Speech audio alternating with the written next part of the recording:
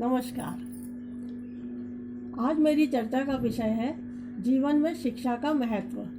यह तो सभी माता पिता, अभिभावक जन और शिक्षक जन भली भांति जानते हैं कि जीवन में शिक्षा के बिना कुछ भी संभव नहीं है। शिक्षा कैसे हो, जब हम प्राचीन शिक्षा प्रणाली के गुणों को ध्यान में रखते हुए आधुनिक परिस्थितियों में नई नई विकसित होती हुई तकनीकियों का लाभ उठाते हुए बच्चों को शिक्षित कर सकें।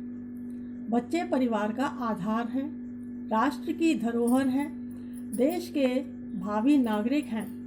उनका शिक्षित होना बहुत आवश्यक है। उनकी सोच को सही दिशा देना माता पिता, शिक्षकों तथा सभी बड़ों का कर्तव्य है। कहीं बच्चे पाश्चात्य संस्कृति की चकाचौंध में भटक न जाएं, अनुचित मार्ग न अपना लें। इसलिए उन्हें उचित शिक्षा में सोचने के लिए सक्षम बनाना शिक्षा द्वारा ही संभव है। विषयों के ज्ञान के साथ साथ व्यावहारिक ज्ञान देना बहुत आवश्यक है।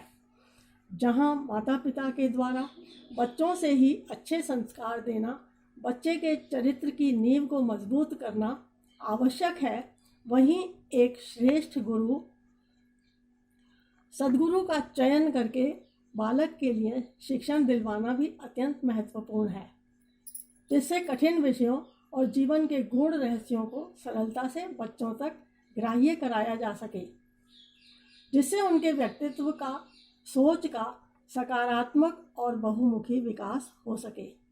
औपचारिक शिक्षा के साथ साथ वह गुरुओं के संरक्षण में जीवन के हर क्षेत्र में विकास करे, सन्मार्ग चुनने में समर्थ हो, धार्मिक, चारित्रिक और नैतिक विकास के साथ साथ सामाजिक, आर्थिक व राजनीतिक क्षेत्र के साथ ही व्यवहार कुशलता जैसे गुणों में योग्यता प्राप्त करे।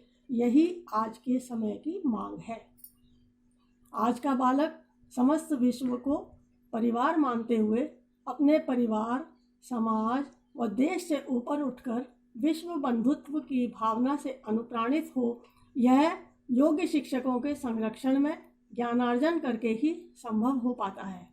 आज माता पिता व अभिभावक जन इस दृष्टिकोण से भी विचार करें कि प्राचीन शिक्षा प्रणाली जो वैदिक शिक्षा पर आधारित थी, तब वनों में गुरुकुल परंपरा से बच्चों को अल्पायु में ही गुरु के सानिध्य में भेज दिया जाता था। उनकी छत्र छाया में सभी प्रकार की शिक्षा ग्रहण कर छात्र अत्यंत संयमी, जितेंद्रिय और सभी प्रकार की मर्यादाओं का पालन करने वाला, सौम्य, नम्र, शालीन, परोपकारी, निस्वार्थ और देव रूप मानव का रूप ग्रहण करता था। वह धर्म प्रधान शिक्षा थी। राम, लक्ष्मण, भरत, कृष्ण, गौतम बुद्ध, महावीर स्वामी, विवेकानंद, राधा कृष्णन जैसे महापुरुषों का व्यक्तित्व विकसित हुआ। क्रोध न करना, धैर्य रखना, विनम्रता, परोपकार जैसे गुणों का विकास हुआ।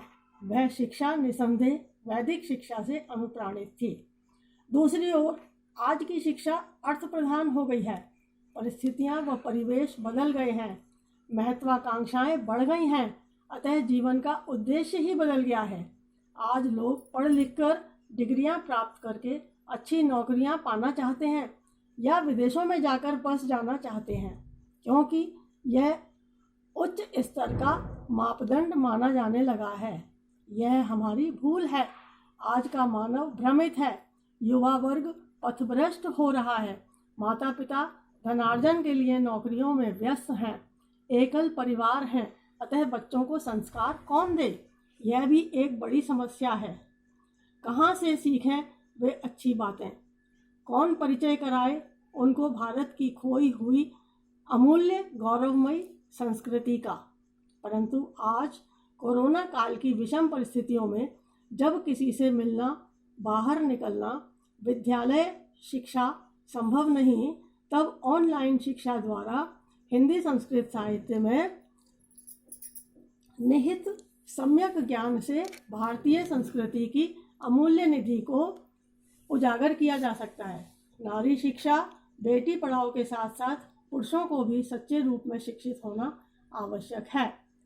नारी के साथ किसी भी प्रकार का अत्याचार और शोषण न हो, उसके लिए पुरुषों की शिक्षा व जागरूकता बहुत आवश्यक है। हिंदी संस्कृत साहित्य के अध्ययन की सहायता से नैतिक और आध्यात्मिक मूल्यों को सम्मिलित करके शिक्षण कराना आज के परिप्रेक्ष्य के लिए अति आवश्यक है।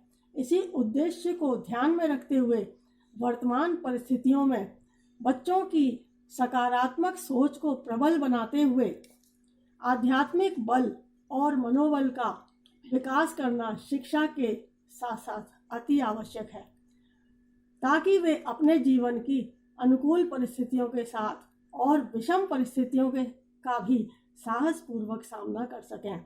ऐसा मेरा मानना है। धन्यवाद।